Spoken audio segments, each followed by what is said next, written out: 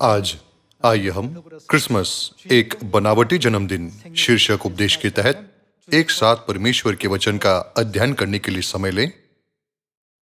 Christmas एक बनावटी जन्मदिन है। सूर्य देवता के जन्मदिन को यीशु के जन्मदिन में बदल दिया गया और दुनिया भर के लोग क्रिसमस को यीशु के जन्मदिन के रूप में मानते हैं। यदि हम यह समझते हैं कि क्रिसमस में कोई बड़ी साजिश छिपी हुई है जिसके परिणाम स्वरूप लोग सच्चे परमेश्वर के बजाय अन्य देवताओं की पूजा करते हैं, तो क्या हमें क्रिसमस को स्वीकार करना चाहिए जो आज दुनिया भर में मनाया जाता है? निश्चित रूप से हमें स्वीकार नहीं करना चाहिए।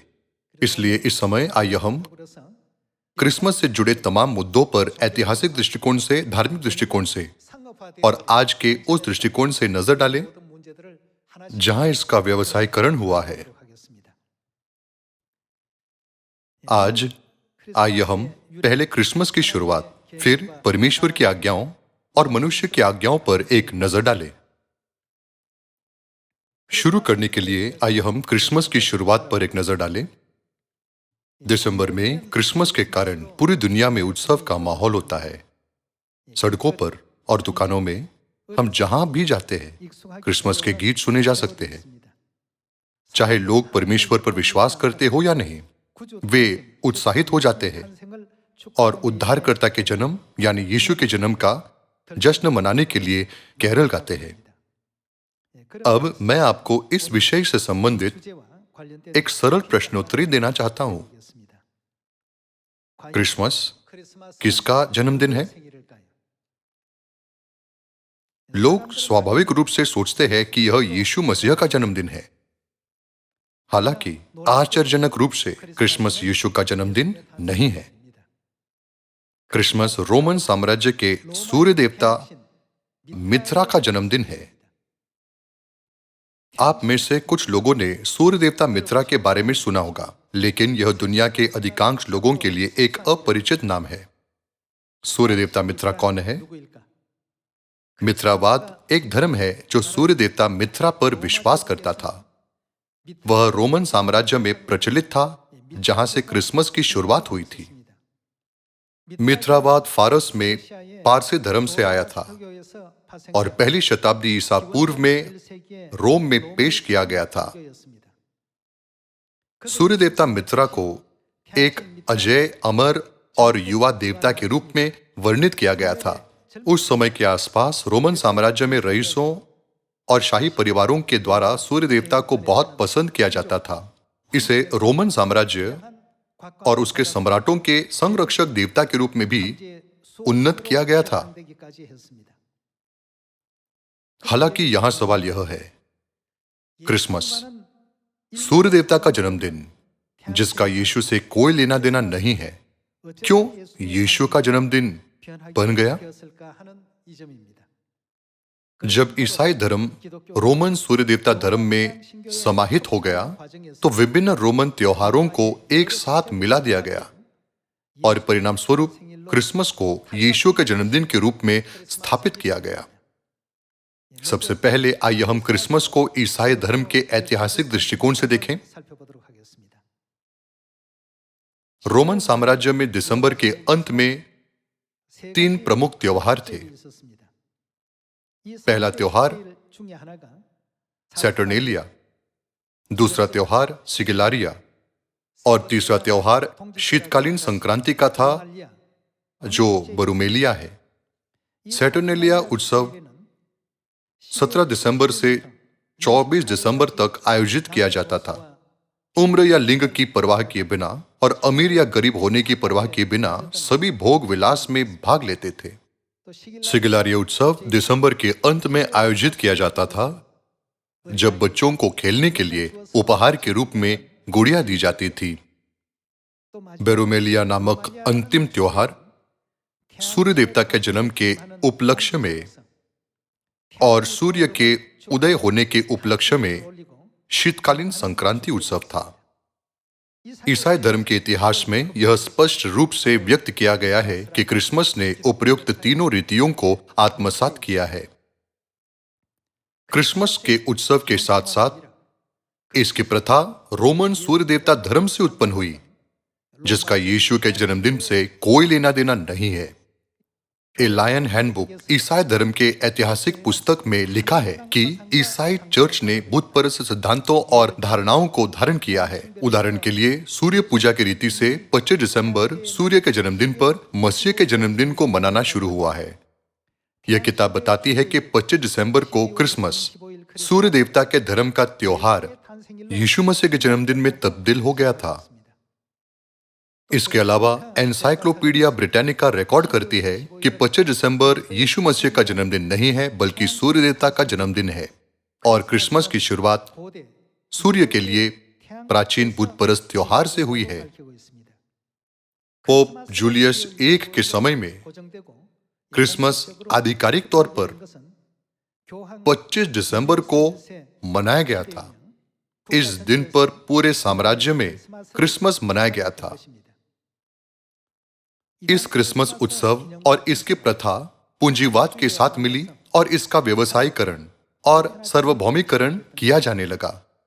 क्रिसमस के व्यवसायीकरण का एक विशिष्ट उदाहरण सांता क्लॉज है, जो इसका व्यापार चिन्ह बन गया। सांता क्लॉज निकोलस से लिया गया है, जो 270 ईस्वी में एशिया माइनर के पतारा लाइकिया शहर में रहता था। वह अत्यंत दानशील था और हमेशा गुप्त रूप से अच्छे कर्म करता था। एक दिन निकोलस ने एक गरीब परिवार की 3 बेटियों के बारे में एक दिल दहला देने वाली कहानी सुनी, जिनकी शादी नहीं हो सकी क्योंकि उनके पास दहेज नहीं था। तब उसने चुपके से उनके दुआंकस के नीचे सोने का एक थैला गिरा दिया। वह थैला अंगीठी पर लटके एक मोजे में गिर गया। कहा जाता है कि इस कहानी ने क्रिसमस की पूर्व संध्या पर मोजे लटकाने और उपहारों की प्रतीक्षा करने का रिवाज बनाया था। क्रिसमस की पूर्व संध्या पर 1822 में सांता क्लॉज पहली बार आम जनता के सामने 12 सिंगे द्वारा खींची गई एक बेपहियों की गाड़ी की सवार करते हुए दिखाई दिया, जिस तरह से आज कल्पना की जाती है। इसकी शुरुआत न्यूयॉर्क शहर में धर्मशास्त्री क्लेमेंट मूर द्वारा लिखी गई कविता the visit of Saint Nicholas से हुई। सांता क्लॉज मूल रूप से लंबा और चिकने आकार का था, पर अब वह गोल मटोल गालों के साथ मोटा दिखता है। यह छवि 19वीं सदी के थॉमस नास्ट नाम के एक कार्टूनकार से आई, जिसने पत्रिकाओं के लिए क्रिसमस के चित्र बनाने में 20 साल बिताए। फिर जब कोका कोला कंपनी ने 1931 में एक विज्ञापन में सांता क्लॉज को लंबी दाढ़ी और लाल पोशाक के साथ चित्रित किया, तो यह उनका व्यापार चिन्ह आकृति बन गया, जिससे हम इन दिनों परिचित हैं। इन कारकों के कारण आज भी यूरोप में कुछ लोग कहते हैं कि कोका कोला और सांता क्लॉज के विज्ञापन ने इसे एक व्यावसायिक उत्सव बना दिया, जिसका क्रिसमस की भावना से, जो यीशु के जन्म का स्मरण कराता है, कोई लेना देना नहीं है। जैसे कि हम देख सकते हैं, क्रिसमस का यीशु के जन्म से भी कोई लेना देना नहीं है। यह एक अन्य देवता सूर्य देवता का जन्मदिन है और यह केवल एक व्यावसायिक उत्सव है जो आधुनिक समाज द्वारा निर्मित किया गया था। समस्या यह है कि जो लोग परमेश्वर पर विश्वास करने का दावा करते हैं, वे भी क्रिसमस और यीशु के सच्चे जन्मदिन के बीच अंतर नहीं कर सकते। उन लोगों के बारे में जो परमेश्वर को त्याग देते हैं और क्रिसमस के माध्यम से सूर्य देवता का जन्मदिन मनाते हैं, बाइबल की शिक्षाएं स्पष्ट है। आइए हम मत्ती अध्याय 15 आयत 7 पर जाएं। हे कपटियों, यशायाह ने तुम्हारे विषय में यह भविष्यवाणी ठीक ही की है। ये लोग होठों से तो मेरा आदर करते हैं, पर उनका मन मुझसे दूर रहता है और ये व्यर्थ मेरी उपासना करते हैं, क्योंकि मनुष्य की विधियों को धर्मोपदेश करके सिखाते हैं। बाइबल में जो लिखा है उसके अनुसार यदि वे मनुष्य की आज्ञा का पालन करते हैं तो उनकी उपासना व्यर्थ है। सरल शब्दों में कहें तो चाहे कोई कितनी भी ईमानदारी से परमेश्वर पर विश्वास करे, यदि वे मनुष्य की विधियों का पालन करते हैं तो उनका विश्वास परमेश्वर की दृष्टि में बेकार है। यहां मनुष्य की विधियां शाब्दिक रूप से वे आज्ञाएं हैं जो मनुष्य द्वारा बनाई गई थी। उनका न तो बाइबल से कोई लेना देना है, न ही परमेश्वर की इच्छा से। दूसरी ओर परमेश्वर की आज्ञाएं वे आज्ञाएं हैं जो परमेश्वर ने मानव जाति को दी है और वे बाइबल में दर्ज है। आइए हम लूका के पुस्तक अध्याय 22 आयत 15 में एक उदाहरण देखें। और उसने उनसे कहा, मुझे बड़ी लालसा थी कि दुख भोगने से पहले यह फसह तुम्हारे साथ खाऊं। फिर उसने रोटी ली और धन्यवाद करके तोड़ी और उनको यह कहते हुए दी, यह मेरी देह है जो तुम्हारे लिए दी जाती है। मेरे स्मरण के लिए यही किया करो। इसी रीति से उसने भोजन के बाद कटोरा भी यह कहते हुए दिया, यह कटोरा मेरे उस लहू में जो तुम्हारे लिए बहाया जाता है नई वाचा है। यह परमेश्वर की आज्ञा है जो बाइबल में स्पष्ट रूप से कही गई है। फिर लूका के पुस्तक अध्याय 4 आयत 16 में लिखा है, फिर वह नासरत में आया जहां पाला पोसा गया था और अपनी रीति के अनुसार सबत के दिन आराधनालय में जाकर पढ़ने के लिए खड़ा हुआ।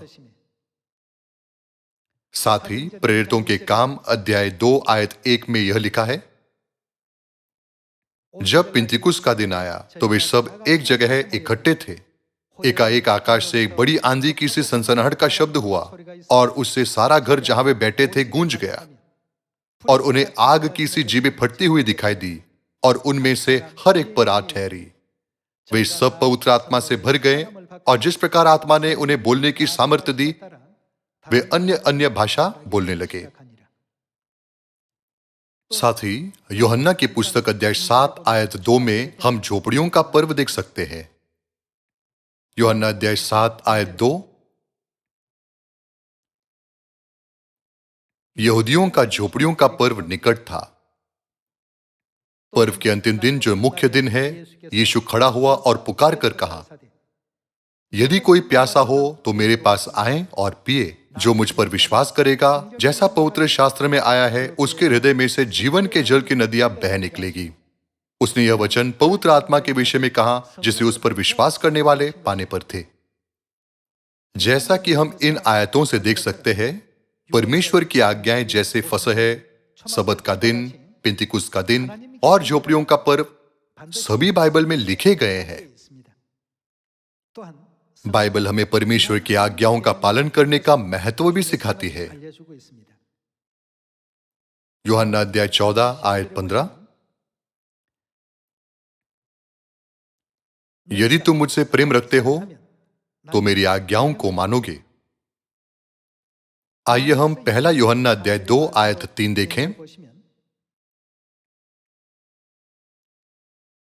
यदि हम उसकी आज्ञाओं को मानेंगे तो इससे हम जान लेंगे कि हम उसे जान गए हैं। जो कोई यह कहता है मैं उसे जान गया हूं और उसकी आज्ञाओं को नहीं मानता, वह झूठा है और उसमें सत्य नहीं। जो परमेश्वर से प्रेम करते हैं वे परमेश्वर की आज्ञाओं का पालन करते हैं। यह एक पितृभक्त पुत्र के समान है जो अपने माता पिता की शिक्षाओं का पालन करता है। इन दो वचनों के द्वारा हमें अपने हृदयों में बाइबल की दृढ़ शिक्षा को अंकित करना चाहिए कि जो लोग मनुष्य द्वारा सिखाए गए नियमों का पालन करते हैं, वे न तो परमेश्वर पर विश्वास करते हैं और न ही वे परमेश्वर से प्रेम करते हैं। तब क्या हमें इस प्रश्न के बारे में नहीं सोचना चाहिए, क्या क्रिसमस परमेश्वर की शिक्षा है या यह मनुष्य की शिक्षा है? बाइबल यीशु के जन्म की सही तारीख का उल्लेख नहीं करती। हालांकि हम बाइबल में लिखे कुछ प्रमाणों के माध्यम से यह जान सकते हैं कि यीशु का जन्म किस मौसम में हुआ था। बाइबल के विद्वान इस बात से सहमत है कि जिस मौसम में यीशु का जन्म हुआ वह वसंत था। आइए हम बाइबल में प्रमाण देखें। आइए हम लूका अध्याय 2 आयत 6 देखें। उनके वहां रहते हुए उसके जनने के दिन पूरे हुए और वह अपना पहलौठा पुत्र जने और उसे कपड़े में लपेटकर चरनी में रखा, क्योंकि उनके लिए सारै में जगह न थी और उस देश में कितने गडेरिये थे जो रात को मैदान में रहकर अपने झुंड का पहरा देते थे। यह बाइबल का दृश्य है जो यीशु के जन्म का वर्णन करता है। जैसा कि हम देख सकते हैं, बाइबल में कोई तारीख दर्ज नहीं थी। इसके बजाय बाइबल हमें बताती है कि जब यीशु का जन्म हुआ तो गडेरिये थे जो मैदान में रहकर अपने झुंड का पहरा दे रहे थे। चूंकि इज़राइल में भूमध्य सागरीय जलवायु है, तो दिसंबर, जिसे कई लोग यीशु के जन्मदिन के रूप में जानते हैं, इज़राइल में बारिश का मौसम यानी सर्दी है। इस तथ्य का कि गडेरिये अपनी भेड़ों को रात में बाहर चरा रहे थे, मतलब है कि यह ठंड के मौसम के दौरान नहीं हो सकता था। बाइबल के साथ साथ चर्च के इतिहास के द्वारा भी हम देख सकते हैं कि 25 दिसंबर वह दिन नहीं है जब यीशु का जन्म हुआ था।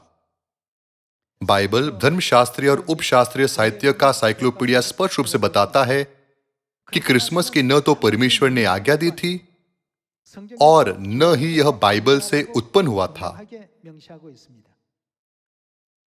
ऐतिहासिक प्रमाणों और बाइबल के प्रमाणों से हम स्पष्ट रूप से समझ सकते हैं कि क्रिसमस मनुष्य की बनाई हुई विशिष्ट शिक्षाओं में से एक है। अंत में हम देख सकते हैं कि क्रिसमस मनाना न तो परमेश्वर पर विश्वास करने का कार्य है और न ही यह परमेश्वर से प्रेम करने का कार्य है। हालांकि भले ही यह स्पष्ट है कि 25 दिसंबर को क्रिसमस यीशु का जन्मदिन नहीं है, लेकिन बहुत से लोग कहते हैं तारीख महत्वपूर्ण नहीं है, लेकिन महत्वपूर्ण बात यह है कि हम यीशु के जन्म को किस हृदय और मन से मनाते हैं। तब मैं उनसे यह प्रश्न पूछना चाहता हूं, क्या वास्तव में यह यीशु का जन्म है जिसे आप 25 दिसंबर को याद करते हैं? सभी लोगों, क्या यह सच में यीशु के बारे में है? यह यीशु नहीं है जिसे दुनिया 25 दिसंबर को याद करती है, बल्कि वह सूर्य देवता को याद करती है। क्रिसमस ट्री की शुरुआत के साथ भी ऐसा ही है। हमें यह ध्यान में रखना चाहिए कि इन सभी प्रथाओं के पीछे लोगों से सूर्य देवता की उपासना करवाने की एक चालाकी भारी योजना है। आइए हम एक बार फिर से क्रिसमस और हमारी आत्माओं के उद्धार से इसके संबंध के बारे में सोचें। क्रिसमस के स्पष्ट उदाहरण से हम समझ सकते हैं कि जो लोग परमेश्वर पर विश्वास करने का दावा करते हैं, वे वास्तव में परमेश्वर की आज्ञाओं को त्यागने और सूर्य देवता की उपासना करने का कार्य करते हैं। बाइबल स्पष्ट रूप से हमें चेतावनी देती है कि इस तरह का कुकर्म करने का परिणाम हमारी आत्माओं का विनाश है और हमारी आत्माओं का उद्धार नहीं। आइए हम मत्ती अध्याय 7 आयत 21 पर एक नजर डालें। जो मुझसे हे प्रभु कहता है, उनमें से हर एक स्वर्ग के राज्य में प्रवेश न करेगा, परंतु वही जो मेरे स्वर्गीय पिता की इच्छा पर चलता है। उस दिन बहुत से लोग मुझसे कहेंगे, हे प्रभु, क्या हमने तेरे नाम से भविष्यवाणी नहीं की और तेरे नाम से दुष्ट आत्माओं को नहीं निकाला और तेरे नाम से बहुत से आश्चर्य कर्म नहीं किए? तब मैं उनसे खुलकर कह दूंगा, मैंने तुमको कभी नहीं जाना, है कुकर्म करने वालों, मेरे पास से चले जाओ। मत्ती अध्याय 7 आयत 21 में ऐसे लोग हैं जो कहते हैं, हे प्रभु, और परमेश्वर के नाम से भविष्यवाणी करते हैं। ये वे लोग हैं जो परमेश्वर पर विश्वास करने का दावा करते हैं। हालांकि बाइबल एक बार फिर स्पष्ट रूप से बताती है कि उद्धार परमेश्वर पर विश्वास करने पर निर्भर नहीं करता, बल्कि उद्धार परमेश्वर की इच्छा पर चलने पर निर्भर करता है। जो लोग परमेश्वर की इच्छा का पालन नहीं करते बल्कि कुकर्म करते हैं, उन्हें स्वर्ग के राज्य से बाहर निकाल दिया जाएगा। आखिरकार क्रिसमस मनुष्य की विधि और सूर्य देवता का जन्मदिन निश्चित रूप से कुकर्म है, और इस तरह का कुकर्म मनाने का परिणाम विनाश है। तब हमें कौन सा मार्ग अपनाना चाहिए? बाइबल की शिक्षाओं के द्वारा हम समझ सकते हैं कि क्यों आज चर्च अपनी दिशा खो चुके हैं और परमेश्वर से दूर हो रहे हैं। प्रेरितों के काम अध्याय 5 आयत 38। इसलिए अब मैं तुमसे कहता हूं, इन मनुष्य से दूर ही रहो और इनसे कुछ काम न रखो, क्योंकि यदि यह धर्म या काम मनुष्य की ओर से हो तब तो मिट जाएगा, परंतु यदि परमेश्वर की ओर से है तो तुम उन्हें कदापि मिटा न सकोगे। कहीं ऐसा न हो कि तुम परमेश्वर से भी लड़ने वाले ठहरो। बाइबल हमें सिखाती है कि यदि धर्म या काम मनुष्य की ओर से हो तब तो मिट जाएगा, लेकिन यदि धर्म या काम परमेश्वर की ओर से है तो यह कभी नहीं मिटेगा। अब से क्या हमें बाइबल के द्वारा मनुष्य की आज्ञाओं से परमेश्वर की आज्ञाओं को पहचानने और उद्धार के लिए सही मार्ग का अनुसरण करने में सक्षम नहीं होना चाहिए? यह दिसंबर है और क्रिसमस बस आने वाला है। हमेशा की तरह सड़कों को विभिन्न क्रिसमस की सजावट से सजाया गया है और हर जगह जाने पहचाने कैरल सुनाए जा रहे हैं। हालांकि हमें क्रिसमस को अंधाधुंध स्वीकृति नहीं करनी चाहिए, बल्कि हमें सतर्क रहना चाहिए और ऐसा विश्वास रखना चाहिए जो जागृत रहे। जब हम क्रिसमस का सामना करते हैं तो हमें किस तरह की मानसिकता रखनी चाहिए? हमें नई वाचा के फसह के द्वारा यीशु के प्रेम को महसूस करना चाहिए, जिसे उन्होंने क्रूस पर चढ़ाए जाने से पहले की रात को अपनी अंतिम इच्छा के रूप में यह कहते हुए स्थापित किया, यह फसह खाने की मेरी बड़ी अभिलाषा थी, है ना? क्रिसमस ट्री पर विभिन्न सजावट, अपनी दीवारों पर लटकाते लोगों के मोजे और क्रिसमस के लिए अन्य सभी प्रथाएं लोगों के दिलों को परमेश्वर से दूर ले जा रही है और पूरी दुनिया को मूर्ति पूजक आनंद में लिप्त कर रही है। मूल रूप से दिसंबर में रोम में आयोजित 3 त्योहारों में एक बात समान थी, वे सभी मूर्ति पूजक आनंदोत्सव में लिप्त थे। बाहरी रूप से भले ही हमें क्रिसमस बहुत आनंददायक लगता है, लेकिन भीतर से यह हमें ऐसी प्रथाओं में लिप्त करता है जिससे हम परमेश्वर से दूर हो जाते हैं। उन प्रथाओं के पीछे हमसे अन्य देवताओं की उपासना करवाने की एक छिपी हुई योजना है। हमें उन लोगों में विश्वास की सही भावना पैदा करनी चाहिए जो कहते हैं हमें केवल परमेश्वर को स्मरण करने की आवश्यकता है। क्या तारीख वाकई महत्वपूर्ण है? यदि तारीख महत्वपूर्ण नहीं है तो वे 25 दिसंबर को ही क्यों स्मरण करते हैं? वे किसी भी दिन स्मरण कर सकते हैं। वे इस तरह दावा करते हैं, हालांकि वे बहुत महत्वपूर्ण बात छिपा रहे हैं। इस प्रकार हमें परमेश्वर की इच्छा को समझना चाहिए जो आज्ञा देते हैं, तू मुझे छोड़ दूसरों को ईश्वर करके न मानना। साथ ही हमें यह ध्यान में रखना चाहिए कि क्रिसमस एक धार्मिक समारोह है। हमें क्रिसमस और इसकी प्रथाओं के लिए कभी भी सहमति नहीं दिखानी चाहिए और न ही इसके साथ हो लेना चाहिए। भले ही हम क्रिसमस की वास्तविकता से अच्छी तरह वाकिफ है, आइए हम एक बार फिर से अपने हृदयों को परमेश्वर की इच्छा के साथ संरेखित करें और अपने आसपास के अन्य लोगों को बताएं जो अभी तक क्रिसमस की वास्तविकता को नहीं जानते, ताकि हम स्वर्ग के राज के अनंत उद्धार की ओर उनकी अगुवाई कर सकें।